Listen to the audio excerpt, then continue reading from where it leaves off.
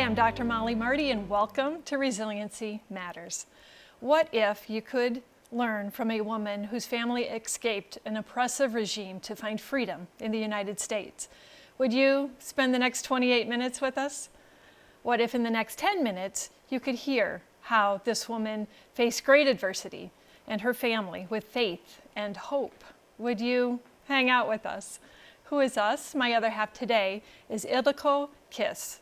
Ildi was a teenager when her family escaped Hungary to become refugees and welcomed in America. She calls her story a miraculous unfolding, and you will learn from it and be inspired by it today. Welcome, Ildi. Thank you.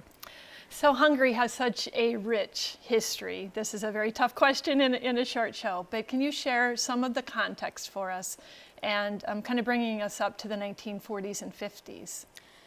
Well, Hungary was a multi-ethnic kingdom for over 1100 years with borders virtually unchanged.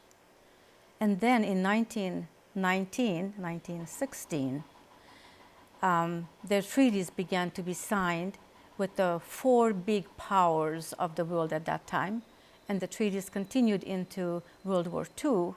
So there were two sets main treaties that divided up the kingdom.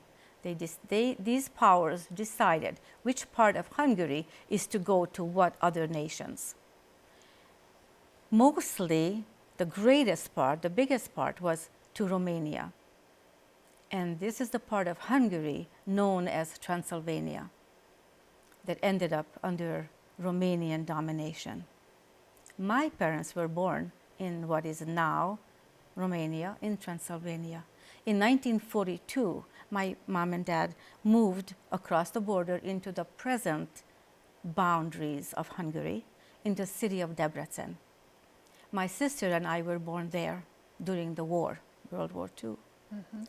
In 1945, the Russian occupation began. So Hungary's life changed desperately at that time.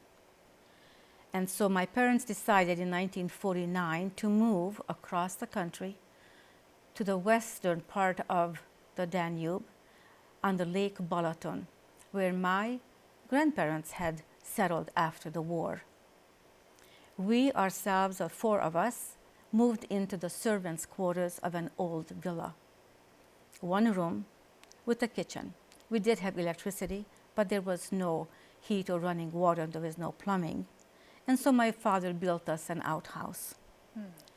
And in the next 6 years, 3 more children were born. So now we were 7 of us living in that one room. During this time, because of the oppressive regime, people could not move from one location to another without government permission. So my parents, has requested repeatedly to be able to move to larger quarters, and it was denied each time.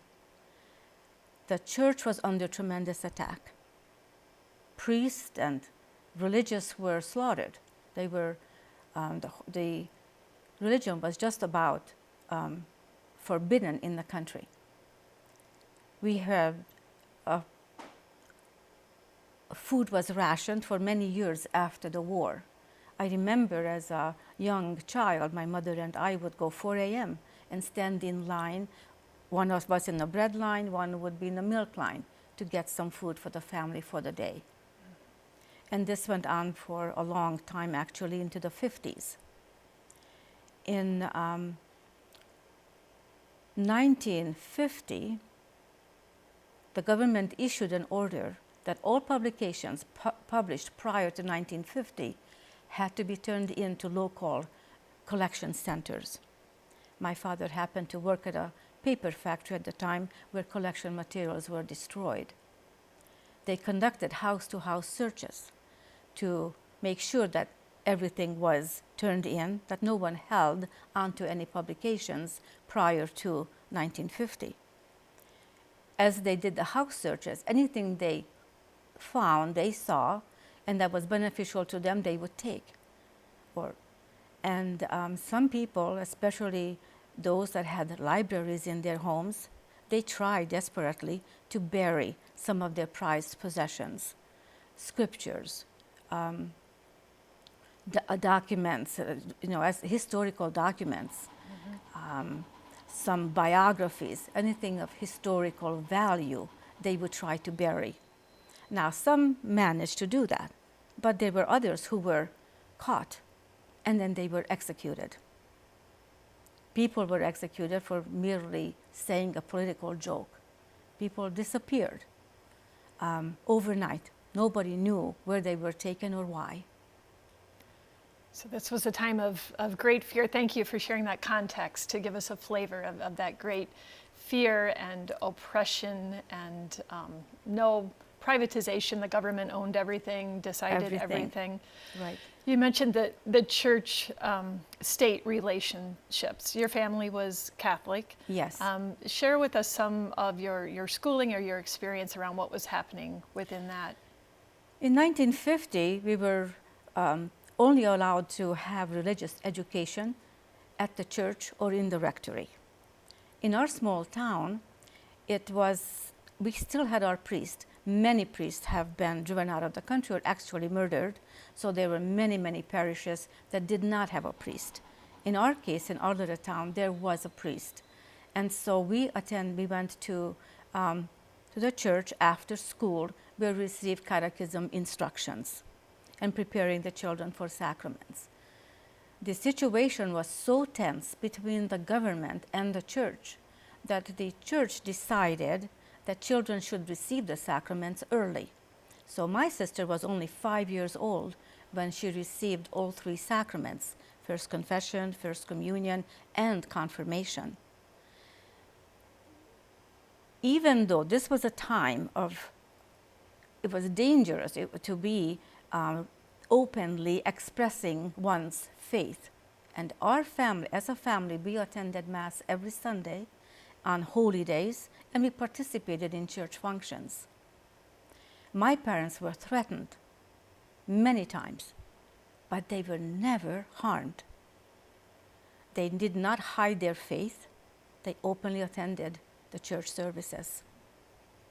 In order to receive religious instructions, both parents had to put in writing their request to the local government and appear before a tribunal, a communist tribunal, as to why they want their children to receive a Catholic education. Mm-hmm. My parents followed this process year after year. And in 1956, my parents have told the story several times because it was such an important part. Should I go ahead? Yes. Sorry. No, when they appeared before the tribunal, this was before the school starting in September, so sometime in the summer of 1956. My father would not back down from his position of the necessity of us receiving a religious education. One of the panelists was so angry that he pounded on the table, screaming at my dad, "Why do you want your children to be raised enemies of the state?" My father, equally passionate, banged his fist back at him at the table and saying that Christ teaches us to love our enemies and be good to those who hate us. Everyone that were hearing this were scared for my dad. They were frightened. They were sure he was going to be taken away and imprisoned at least. Now, as my parents were allowed to leave, the panelist, the leader, stood up and shook hands with my dad saying, "I wish you were with us instead of against us." Wonderful story. So here is our tool number 1, and we will continue this story. But tool number 1 is, even within an environment of fear, mistrust, or hatred, we each have the power to choose faith, hope, and love. We'll continue this extraordinary of faith when we come back. Thank you.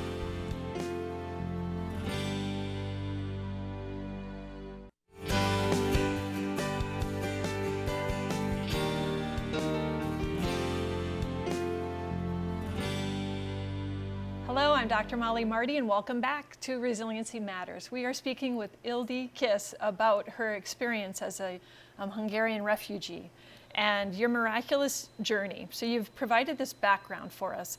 Your father woke up one morning and he made a pivotal decision. Tell us about that.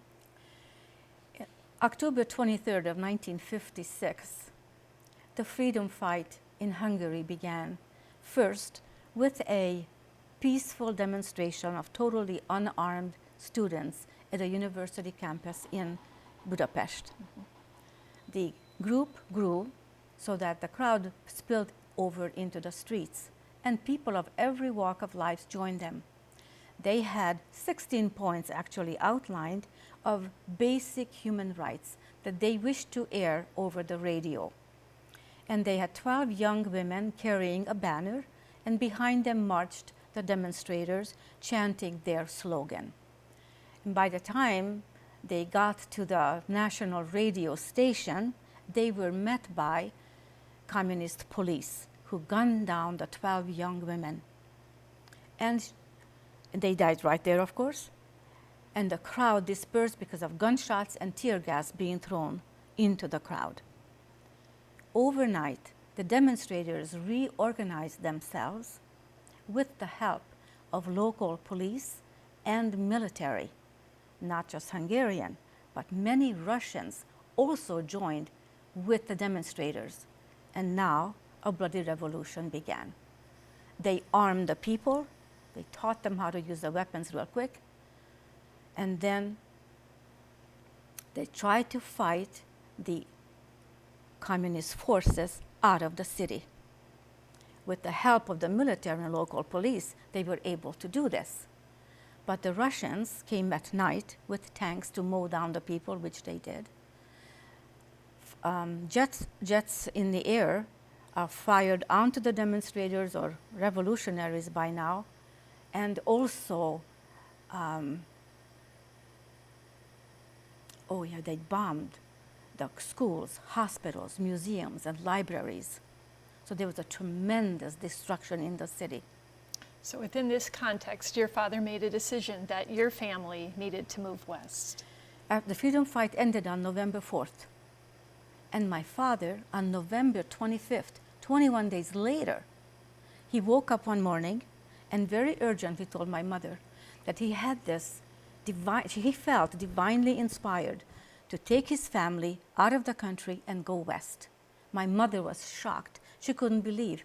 Said, "Are you crazy? Now, when the borders are closed and heavily armed, how can you expect us to make this trip with 5 little children in the dead of winter?" My father just reminded her to trust in God. Fear not. We are in God's hands. My father was extremely calm, knowing that we are in God's hands, and this is what we have to do. So the next morning, then, we got up very early, and we dressed with all the clothes that we had, and left. And my father insisted that we do not step on the train in our own station, but to walk to a town before our station to board the train. And he instructed us very carefully that we not make a sound, we not cause anything to attract attention to ourselves. The children have to be well behaved. And if anyone asks where we were going, just say, "We're going to visit family." So when we did pull into our own city station, one of my teachers got on the train, and he stood there right next to me. Sure, lo and behold, he asked, "Where are you going?" And I said, "To visit family." He smiled and said nothing more. And then we reached the first large city. There, my father immediately went to the wall to where a map was posted to see our next, where we have to go. He knew we had to go west, we had to reach the Austrian border. But there was no direct rail service, so we had to take it step by step. As we reached each station, we found everywhere Russian soldiers guarding, all armed with machine guns. So we had to be super careful not to cause attention to ourselves or make them angry.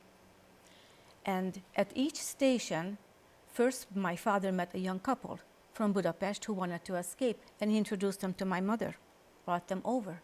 And then we met 3 young men who had tried to escape before, were imprisoned, but then later released because of overcrowding of the prisons. And then another family with 2 small children joined our group. So we became from 7 to 16.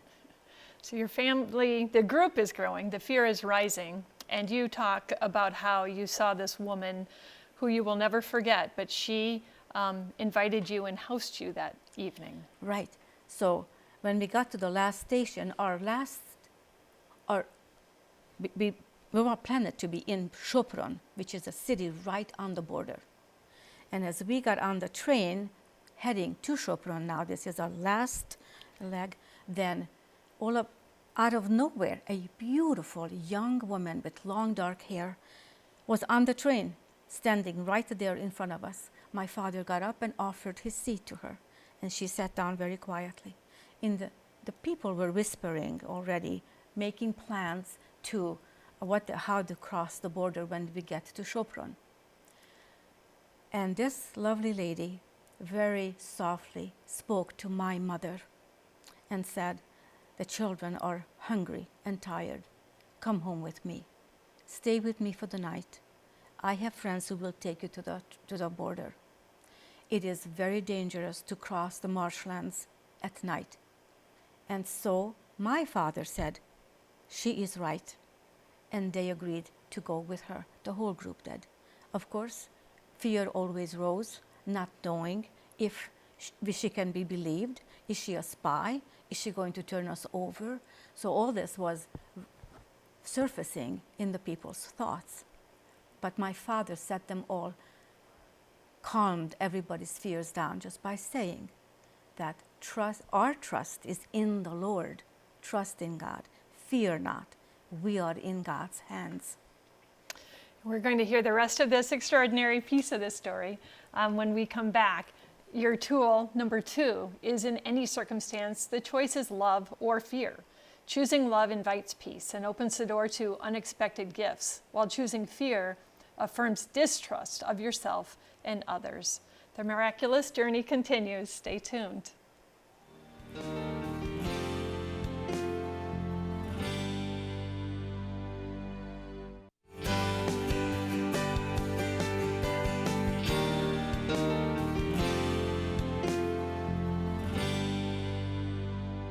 I'm Dr. Mollie Marti, and welcome back to Resiliency Matters.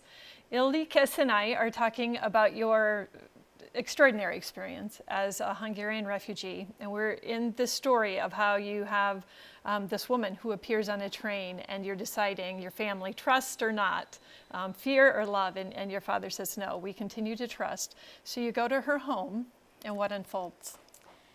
We were welcomed into her home, and she fed us. First of all, she immediately took care of the children. The little children were fed and taken and given a place to sleep. Being that I was 13, I was allowed to stay up with the adults sitting around the table. And around midnight, her husband came home, and he was asking, who are all these people? So we all quickly introduced ourselves, and he sat down at the table with us. As she was coming in from the kitchen, he looked at her and said, "Honey, what are you doing home?" She was startled and dropped her tray.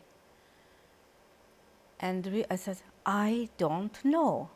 We scrambled to pick up the food pieces, and then she sat down and told her story. Early that morning, she, with their 2 little children, left to be with her family outside of the city. And because usually this is a custom to butcher a pig and then make the ham and sausages and bacon, and they would be smoked and consumed later. She was working all afternoon and late into the night, cleaning intestines to be used for sausage casings, when all of a sudden, she felt the tremendous urge that she had to go home right then and there. She took off her apron, asked her mother, "Please take care of the children. I have to go home right now." She ran to make that train. She had no idea why. all of us knew instantly why she had to come home. As I listened to her tell her story, I got goosebumps. I get goosebumps every time I tell the story, just remembering her, the family. The next morning, she called for 2 taxi drivers who were willing to take refugees to the border. Now, we were 7 of us, so that they could only take maximum of 4 at a time. My mother was very concerned about separating the family, because by this time we have heard many stories of families being separated and never saw each other again. Some were arrested, some were killed, and part of the family made it and part did not. And so she was concerned about that, rightly so. But we had to separate ourselves into 2 groups. And the taxi drivers agreed that they will drive close enough together, but without causing any suspicion, because they couldn't be too close. And so when we arrived at the border, it's a very mountainous region. Everyone else was already there waiting for us. There seemed to be a man at the bottom of the hill. As soon as we arrived, he ordered us to start climbing the hill now. As we got up about halfway, we saw a line of soldiers standing at the crest of the hill, all pointing their guns at us. We stopped in our tracks. We held our breath. Nobody dared to speak. Fear just came over the group. And then one young soldier spoke up in Hungarian asking, "And where are you? Where are you going?" And no one dared to answer. My mother, she spoke up and very casually said, "We just want to climb this hill." They started laughing. They ran down the hill and helped us up and led us to the border crossing. We saw the Hungarian and the Austrian flag flying side by side. They instructed us to take a path, a worn path, down the hill and do not look back. Be silent the whole time. They will have to fire some shots in the air. In an hour, Russian troops will be guarding this part of the border, and to keep going down, just straight down this path. And we did, with several hours of walking down the hill, until we saw the church, a white church steeple in the distance. And once we reached the town, we were met with very friendly people. Some, I think, were the Red Cross. They took us to a schoolhouse where we were fed sandwiches, hot chocolate. I never forget, because we were given Spam and American cheese sandwich, and that tasted so delicious. I thought I died and went to heaven. Not many Americans would agree with that. So no, that's I all wouldn't. In one's perspective. You know, and then your story continues, and I've heard this story of how you go from Austria and find your way to the U.S., and you're so welcome the whole way. But what I really want to know and communicate before our time is up here is why do you tell your story? Why is this important? It is so important because there are many tragic stories of refugees. Many never made it to the border. Many who did make it to the border, some of them were killed, or some were killed and then never made it. And then there are stories like ours, happy stories of survival, of trusting God and making it. I tell my story in a spirit of gratitude for the honor and glory of God. My daughter, in the same spirit of gratitude, is writing a screenplay. She would like to have everyone see this on the big screen. That is a wonderful point, and a takeaway for you as well, our viewers, that you are surrounded by people who need inspiration. Uplift them with stories of life's miracles, big or small. This is Dr. Mollie Marti with Ildiko Kiss, and we thank you for watching Resiliency Matters on Mediacom MC22, your local programming.